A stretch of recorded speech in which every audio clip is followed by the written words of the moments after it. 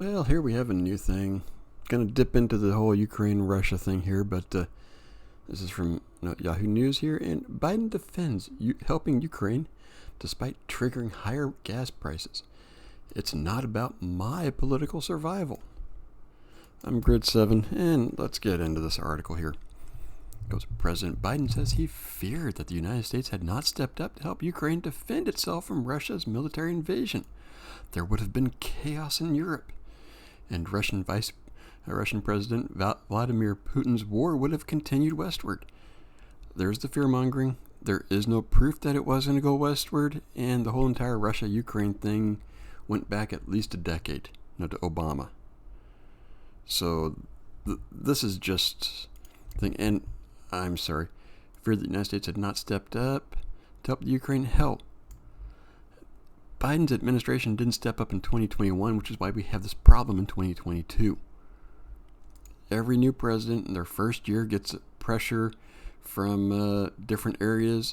2021 was the year to make sure that you do your politics and all this type of stuff, and Biden failed. And it goes, but continuing here, in an interview with the Associated Press on Tuesday, Biden defended his decision to assist Ukraine despite knowing it would trigger high gas prices at home, which is one of the reasons his job disapproval is at an all-time high. Yeah, that, inflation, people seeing their 401s vanish. I mean, there's all types of things, but this guy has no idea what's going on. Because there was going to be a price to pay for it, he said. This is not going to be cost-free, but he added that the option of doing nothing was worse. Yeah, because you did nothing in 2021. Sorry. He goes, I'm the President of the United States. No, somebody else in the background is pulling strings, but I'll continue. It's not about my political survival. Of course, the people in the back don't care about his political survival. It's about what's best for the country. No. If it was about what's best for the country, you would have done shit in 2021. Not waited until they did anything. But continuing. No kidding, so what happens? What happens if the strongest power, NATO, and organizational structure we put together walked away from Russian aggression over war of over 100,000 troops marching across the border to try and occupy and wipe out a culture of an entire people?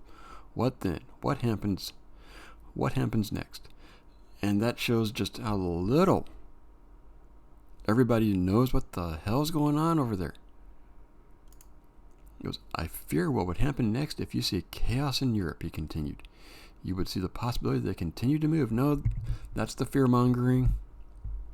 Biden pointed out that one of Putin's stated goals in launching his military invasion was that he did not want the Ukraine joining the North Atlantic Treaty Organization or NATO. They did everybody pretty much knows what that is. He wanted the sort of Finland ISO of NATO, he said. He's got NATOization of Finland instead. Okay. I've been doing this too long to do anything other than try to do what was right, Biden added. I've done foreign policy my whole career. I'm convinced that if we let Russia roll and Putin roll, he won't stop. Again, bullshit. The president's comments comes on the heels of his announcement that the United States will send an additional $1 billion in military aid to the Ukraine amid Russia's ongoing war, now in its fourth month.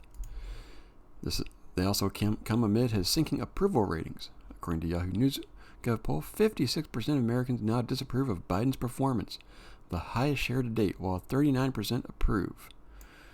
It's gone down from 53 to 41. The survey found that 61% of voters disapprove of the president's handling of the economy.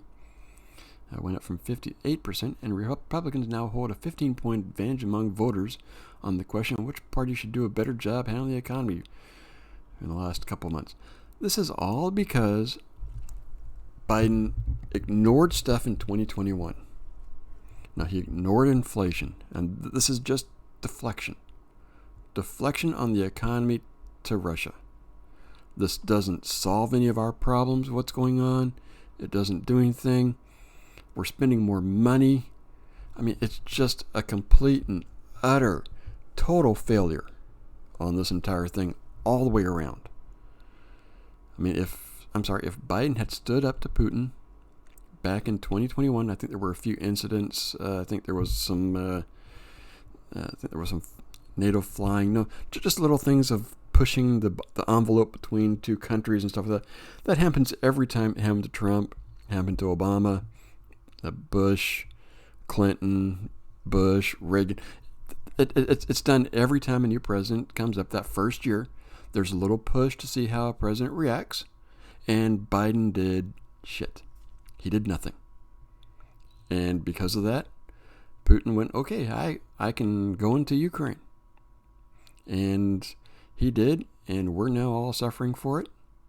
Of course, Biden wasn't doing anything about inflation anyways.